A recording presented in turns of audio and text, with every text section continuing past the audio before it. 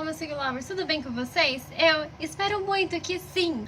Nós estamos começando aqui, então, abril, na semana... Nós estamos começando abril. Na semana passada nós tivemos nosso primeiro vídeo sobre a história de uma bailarina muito importante. E agora que as terças-feiras, nossas terças de filmes, ao invés de trazer filmes propriamente ditos, eu vou trazer aqui alguns balés que tem como parte principal uma figura feminina forte e que não necessariamente está em busca de um amor, em que é uma figura feminina em que ela toca toda a história e não o amor inalcançável como do Lago dos Cisnes que acaba fazendo tudo acontecer. Eu sou Bianca Gomes e este é o Garota Delicada!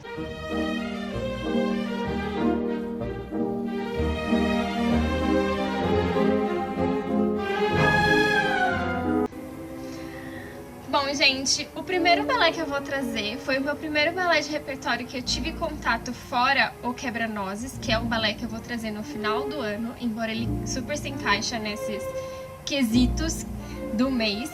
É o balé Coppelia. Foi o primeiro balé de repertório do qual eu dancei uma das coreografias, que foi a Valsa das Horas. É uma valsa linda, maravilhosa. E foi uma época que eu saía bastante para competição junto com as minhas amigas, então foi uma coreografia que me marcou bastante.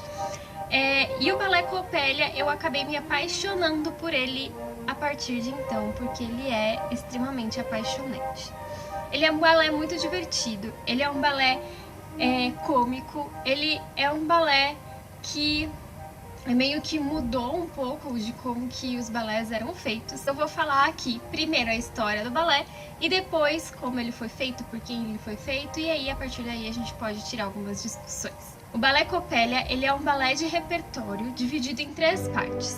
A primeira parte, é o primeiro ato do balé, ele fala sobre a história de uma camponesa que vai se casar com um camponês. E isso é o grande evento que vai acontecer na vila. Então esse grande evento que ia acontecer, todo mundo sabia. Ela já tinha escolhido as suas damas de honra para o casamento, que eram as suas amigas. Então começa o ato com este noivo visitar a Svanilda junto com seus amigos. Eu tô contando a história do balé, que é o que eu tenho. O balé Coppelia, que é a versão do balé de Sydney. Essa versão de 1992, eu acho, se eu não me engano, alguma coisa assim. Então, estão lá durante o dia brincando, né, fazendo as palhaçadinhas dele, brincando porque são crianças, né, 15, 16, 14 anos que se casavam naquela época, então era pra ter mais ou menos aquela idade. E quando ele vê novamente essa moça e ele sente alguma coisa atraindo ele até ela, pra ele se ajoelhar, mandar um beijo, falar oi, enfim, como se tivesse alguém forçando ele a se apaixonar por ela. E a gente descobre que é o Dr. Coppelius. Algumas versões deixam isso muito claro, outras já não. Então, quando a Svanilda vê que ele tá mandando um beijo pra uma outra garota, ela fica muito brava mesmo. E ela acha estranha também aquela menina, porque ela também já tinha visto aquela menina que não saía. Ela chamou a menina pra ir brincar com ela, dançar com ela não quis, ela ficou brava e achou que ela era snob, enfim. E no final do primeiro ato, o Dr. Coppelius deixa sua chave cair no chão, e aí começa o segundo ato. A Svanilda, junto com as suas amigas, entrando dentro da casa do Dr. Coppelius. Lá, elas descobrem que ele é um inventor de brinquedo, e elas fazem a maior bagunça naquela casa, dentro daquela casa. Elas fazem uma zona, e quando elas escutam o Coppelius chegando, na hora que elas estão tentando sair, o Dr. Coppelius pega todas elas, expulsa elas de lá de dentro, e a Svanilda se esconde, então, atrás de onde a boneca estava. Enquanto isso, o Franz está subindo a janela com a escada para conseguir conhecer essa boneca. E depois o negócio fala que foi o Dr. Coppelius que fez isso com ele. Mas enfim, ele pôs uma escada na janela, subiu só pra ver a boneca.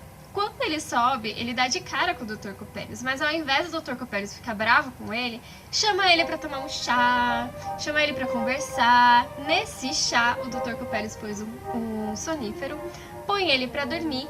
No caso do balé de Sydney, põe ele pendurado num negócio meio que parece de bruxaria, como do Royal, ele fica dormindo na mesa, assim mesmo, desmaiado em cima da mesa.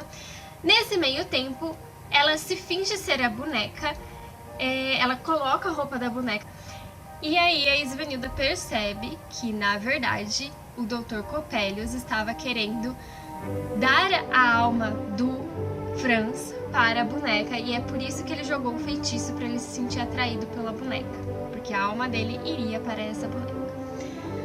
A Svanhilda então começa a fingir real oficial que ela era a Coppelia para conseguir salvar o seu amor.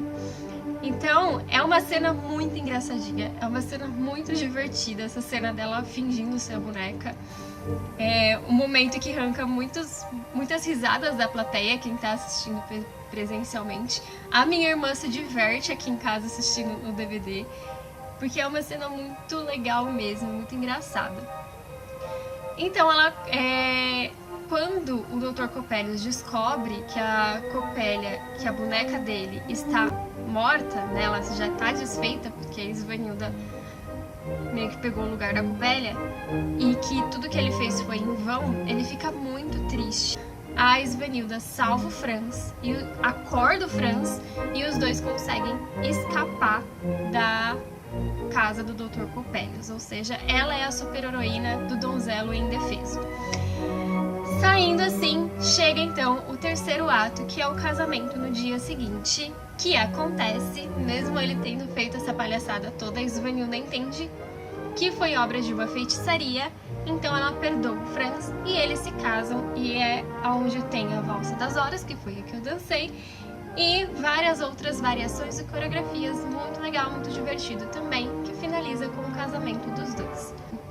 Por que é interessante essa história? Porque ela é a heroína da história. Por mais que os balés geralmente tenham a menina como a personagem principal, muitos deles têm essa questão do romance, em que ou a menina morre de desilusão amorosa, ou o homem que faz tudo acontecer, porque ela tá apaixonada, e enfim. Mas esse balé da Coppelia faz parte dos balés em que a mulher, a menina, a bailarina é a grande heroína da história e tudo gira em volta dela. Agora vamos para curiosidades deste balé, que tem muitos. Esse balé ele foi criado pelo coreógrafo Arthur St. Leon, que era um dos principais maîtres da Opéra de Paris. Logo depois ele foi substituído por Petipa. O libreto da Coppelia, né, o enredo da história, ele foi inspirado no conto Homens de Areia, um conto alemão que foi escrito por Etta Hoffmann. A França, na época que ele foi feito na França, a França passava por muitos perrengues. Era a época que Napoleão estava no poder e muita gente estava insatisfeito porque eles derrubaram uma monarquia e aí surgiu um imperador. Um imperador que se dizia que iria ser a favor do povo, quando na verdade ele trabalhou apenas para a elite. Coincidências com o que a gente está vivendo? Talvez um pouquinho. E isso fez, essa questão dele trabalhar para a elite e esquecer do povo, fez com que muitos de seus seguidores abrissem os olhos e estivessem descontentes. A pobreza começou a aumentar de novo. Então, a França ela estava num período muito... O Ópera de Paris estava entrando no seu processo de decadência. Teve outras obras que também não foram muito bem aproveitadas, né, e que depois se tornaram grandes obras desse período do Ópera de Paris.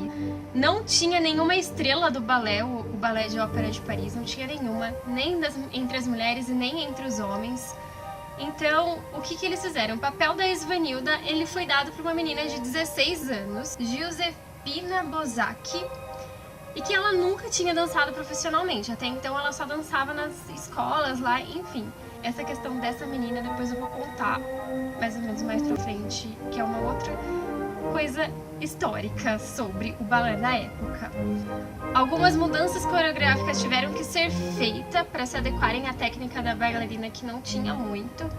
Infelizmente, a Giuseppina ela não teve muito tempo para aproveitar o grande sucesso da Coppelia, porque ela acabou falecendo de tifoide, porque ela era de uma família muito pobre, então ela estava passando fome e aí ela acabou falecendo. Essa não foi a única tragédia de Coppelia não, galera. Teve outra tragédia.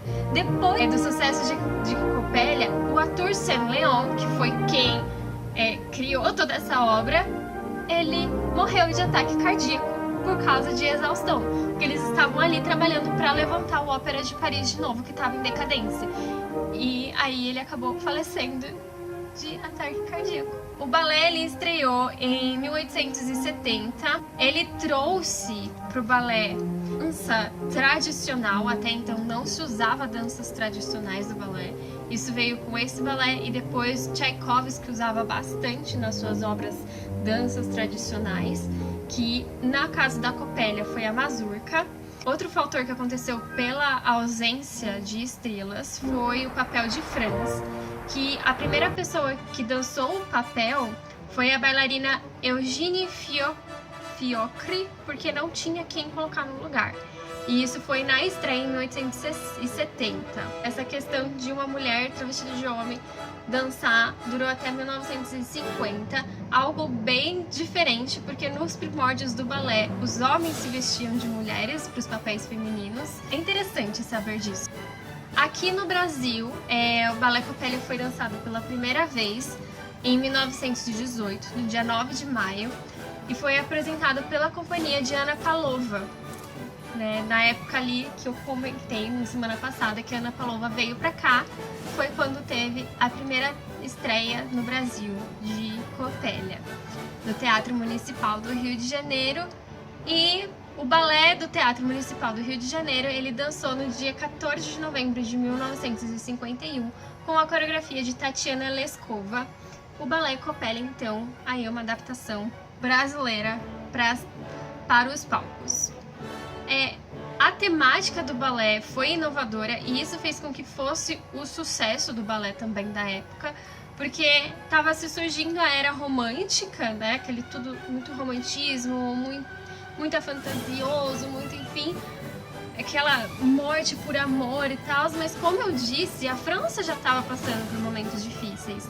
Então a última coisa que o povo queria ver era a tragédia. O coreógrafo, o idealizador, o Leon, ele pensou muito bem ao trazer este balé, porque ele é um balé cômico, como eu disse, ele é um balé alegre, ele é um balé que diverte e que na época foi muito certeiro, as pessoas estavam precisando se divertir. O casal termina junto, outra coisa que também é assim, porque Gisele, ela morre, Lago dos Cisnes, ela morre, tudo morre. Falei que eu ia voltar da menina dos 16 anos, que aí é uma questão dos balés em geral, que perdurou por bastante tempo. Eu vou pesquisar direito por quanto tempo que perdurou essa cultura no balé e vou colocar aqui.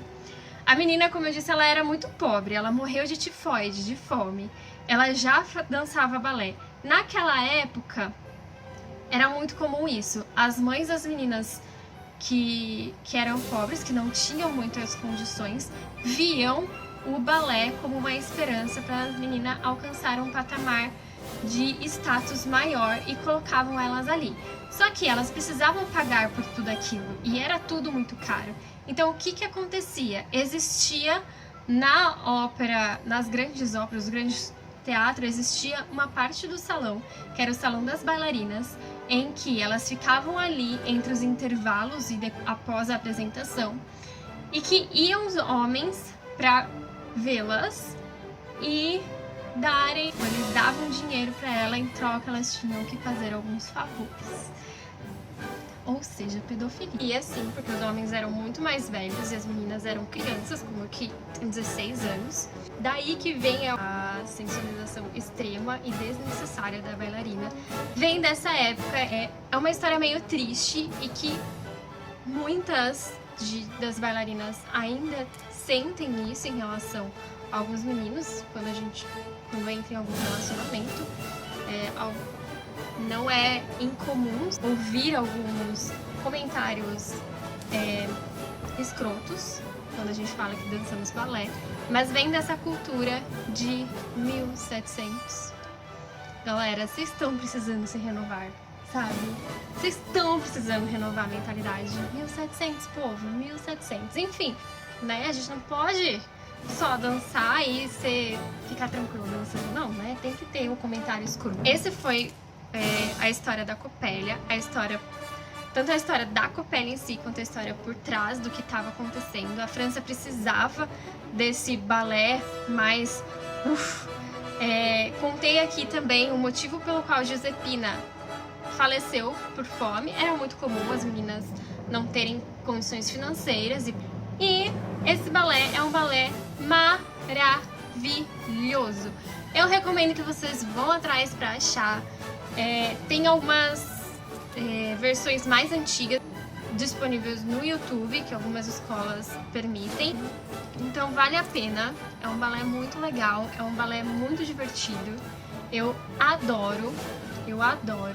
E ele traz aí essa Svanilda, que não é uma bailarina que morre de amor. Na verdade, ela salva o Franz, ela é a heroína, ela vai lá pra ver o que está acontecendo, né? E acaba salvando, sendo a grande salvadora, né? Tudo ali indicaria que ia ter aquele estereótipo de rixas femininas por conta de um homem. O final é um desfecho muito divertido, muito legal. Vale muito a pena assistir em família.